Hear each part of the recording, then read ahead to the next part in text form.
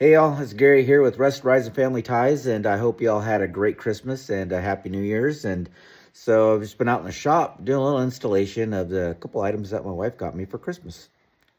So the first item I got here was this classic retro stereo. My wife got it for me off of Amazon. I had made a comment earlier this year that I think I'd like a little more classic look to the stereo in here than that Sony that I had. So out with the new, in with the new. Okay, so overall, I love the looks of it.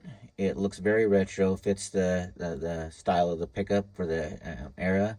It looks like it's got the two shafts on there, even though it is a single DIN radio.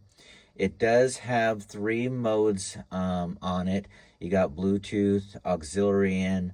It gives you a USB connection on the back as well as RCA inputs.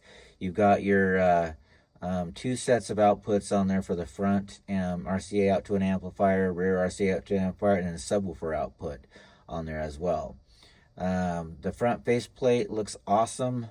Very well built. The rear cage to or the chassis to the stereo, a little flimsy, but more concerned about the sound. The only weird thing is when you buy this radio, it does not have the mounting sleeve. It does come with a strap to mount it to the firewall, but it just didn't have a sleeve, so I ended up just using the sleeve from my Sony to slide it into, and then use the strap to secure it back and suck it in tight. Sound quality to it is really good. I'm pretty impressed for the sound quality on it. Very simple adjustments to it. You just have your bass, your treble.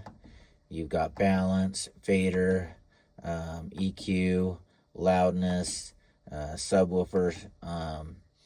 Not sure what that does.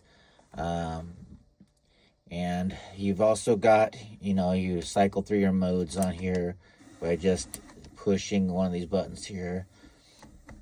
And you also can go to the clock on it if you want to see your time.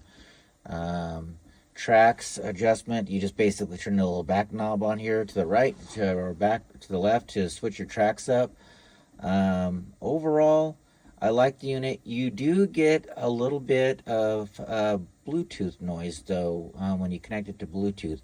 It's noticeable at low volumes, but once you start turning up the volume, you don't notice it at all.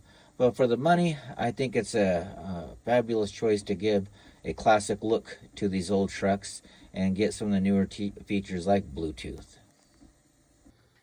The other thing I did was I got a set of these performance coil packs and plug wires. Got them all installed. Work great, look great in there, kind of with the matching blue to the pickup. Super happy.